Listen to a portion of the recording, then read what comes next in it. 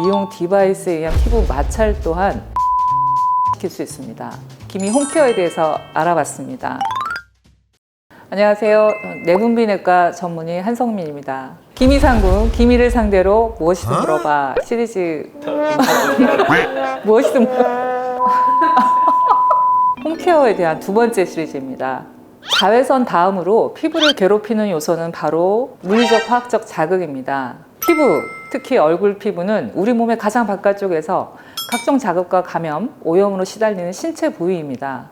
피부 외장벽인 각질층과 내장벽인 기저막은 이러한 자극으로부터 표피와 진피를 보호하는 방어선인데, 피부를 문지르거나 누르거나 닦아내는 물리적 자극은 이러한 방어막을 훼손시키고 염증을 초래하며 그 결과로 색소 침착과 기미를 악화시킵니다. 세안할 때 빡빡 문지르거나 수건으로 휙휙 문질러 닦거나 화장솜으로 자꾸 문질러서 각질층을 무너뜨리고 화장품을 흡수시키려 팍팍 두드리는 행위도 매일 축적되는 피부의 물리적 손상을 야기하는 습관입니다. 또한 피부 개선을 위해서 비용을 들여서 받는 손 마사지와 미용 디바이스에 의한 피부 마찰 또한 피부의 약해진 방어막을 영구적으로 파괴하며 기미를 악화시킬 수 있습니다.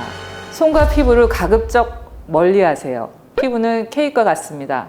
자꾸 건드리거나 흔들거나 문지르면 케이크의 예쁜 크림층과 스폰지 빵층이 도미노처럼 망가집니다.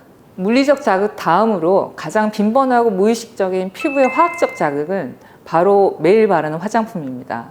기미가 진해질수록 피부 장벽이 망가질수록 그것을 커버하려고 화장은 점점 두터워지고, 진한 화장을 지우는 세안제나 클렌징 제품부터 기미와 보습에 좋다는 각종 화장품을 스킨, 로션, 에센스, 앰플, 크림, 아이크림 등등 강박적으로 덧바르는 경우가 많습니다. 각각의 화장품에는 피부에 도움이 되는 유효 성분이 4가지 또는 5가지라면 그 외 발림성이나 향기, 장기적인 보관을 위한 각종 첨가제와 보존제가 30 내지 40여 가지 포함되어 있습니다.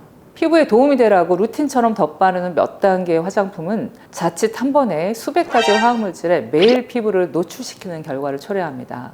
이런 화학적 자극 또한 피부 장벽 손상 및 민감도를 증가시키고 염증의 악화로 기미와 색소를 진하게 만들 수 있습니다. 또 기미의 특효라는 한 번에 싹 사라진다는 각종 고가의 크림과 앰플, 연고를 인터넷과 홈쇼핑으로 상시 접하게 됩니다. 지푸라기라도 잡고 싶은 심정으로 큰맘 먹고 발랐다가 빨갛고 가렵고 따가운 접촉성 피부염을 겪게 되고, 그로 인해 훨씬 색소 침착이 심해지는 결과를 감내하는 경우도 많습니다. 이전 편에서 소개해드린 성분이 하이드로퀴논과 레티노익 애시드라는 크림이 있습니다. 분명히 색소의 치료에 효과가 있다고 논문에서 검증이 되어 있지만, 빨리 좋아지고 싶은 욕심에 너무 많은 양을 한꺼번에 도포하거나 너무 자주 도포하거나, 또는 그러한 성분은 광과민성으로 인해서 낮에 바르시는 건 피하셔야 하는데, 낮에도 더 많이 발랐다가 피부가 더 민감해지고 염증을 초래하기도 합니다. 그런 유효 성분 이외에 검증되지 않은 갖가지 연고 화장품들은 사실 어떤 성분이 들어있는지 알지도 못한 채 환자분들이 무분별하게 접하시는 경우가 많습니다. 그런 여러 가지 상황들 때문에 기미를 개선하려고 한 이런 많은 화학 성분들이 피부를 더 자극하고 기미를 악화시킵니다. 기미뿐 아니라 피부를 보호하는 중요한 기능으로 보습이 있습니다. 특히 어떤 보습제를 바르는 것이 좋은지 추천해달라는 질문을 많이 받는데, 저는 항상 이렇게 대답합니다. 가장 좋은 보습제는 본인의 피부 타입, 즉 건성, 지성, 복합성 등 계절 환경에 맞는 보습제를 한 가지만 찾아서 서너 시간 간격으로 자주 덧발라주세요 입니다. 장벽 손상이 있는 기미 환자라면 가급적 첨가물이 적은 의료용 보습제를 바르시라고 권유합니다. 보습제를 바르는 타이밍도 매우 중요한데, 보습제는 욕실에 두고 세안 직후에 발라야 하며, 어떤 보습제건 서너 시간이 지나면 보습막이 깨지고 수분이 증발하므로 첨가물이 적은 보습제를 수시로 덧바르는 것이 좋습니다. 밖에서 바르는 보습제 이외에 꼭 필요한 것이 수분 섭취입니다. 커피나 음료가 아닌 물을 가능한 1시간마다 조금씩이라도 마시고, 특히 아침에 기상하면 물 한 잔과 같이 하루를 시작하시라고 합니다. 아무리 보습제를 잘 발라도 피부에 공급되는 혈액이 탈수해서 말라붙으면 피부의 수분을 유지하는 건 불가능합니다. 기미는 멜라닌 세포의 과활성화와 더불어 피부의 장벽 손상과 만성 염증이 누적되어 있는 상태입니다. 여기에는 활성산소와 각종 염증성 사이토카인이 작용하고 있습니다. 이를 대표적으로 산화 스트레스에 의한 손상이라고 정의할 수 있습니다. 따라서 항산화의 방어벽을 치는 습관은 기미를 개선시키는 데 도움이 됩니다.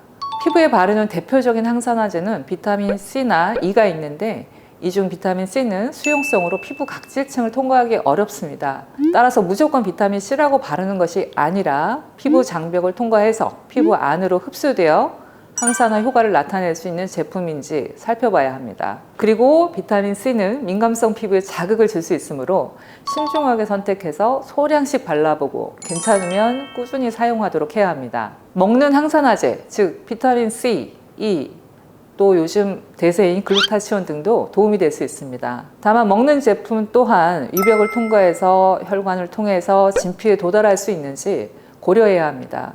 먹고 바르는 항산화제 이외에 또 중요한 건 산화 스트레스를 야기하는 각종 자극, 즉 자외선, 음주, 흡연, 비만, 불규칙한 생활, 영양의 불균형을 피해야 하는 겁니다. 참 쉽지 않지만 이런 노력이 동반될 때 기미와 피부뿐 아니라 신체 전반의 균형과 면역이 강해지고 신체가 망가지는 속도를 줄일 수 있습니다. 저는 정말 제 피부를 사막이라고 얘기하거든요. 많이 건조합니다. 그렇기 때문에 진료실에는 항상 오른쪽에 제 손이 가장 닿는 가까운 쪽에 선크림과 보습제 한 가지가 나란히 서 있습니다. 두 가지를 가능한 바르려고 노력하고요. 집에서도 TV를 보다가 쉬다가도 일어나서 한번 바르고, 자다가 가끔 이제 제 나이가 되면 갱년기가 되면 자다가 2번 정도 깹니다. 그러면 보통 화장실을 갔다가 다시 잠이 드시는데 저는 화장실을 갔다가 보습제를 한번 바르고 잠이 듭니다. 그렇게 하면 아침에 일어나도 촉촉한 피부를 만날 수 있습니다. 피부는 신체 장기 중 독특하게 외부의 환경과 내부의 영향을 반반씩 받고 그 결과를 우리 눈에 선명하게 보여주는 마치 집의 구조 중에서 창문의 역할을 하는 기관입니다. 창문처럼 바람, 먼지, 각종 세균, 오염에 취약하고 또 집 내부의 구성, 방어에 영향을 받아서 그것을 투명하게 비춰주기도 합니다. 따라서 피부는 내외적으로 보호하고 보살펴야 비로소 투명하게 빛날 수 있습니다. 자, 지금까지 기미상궁 3번째 시리즈의 2번째 편, 기미 홈케어에 대해서 알아봤습니다. 감사합니다.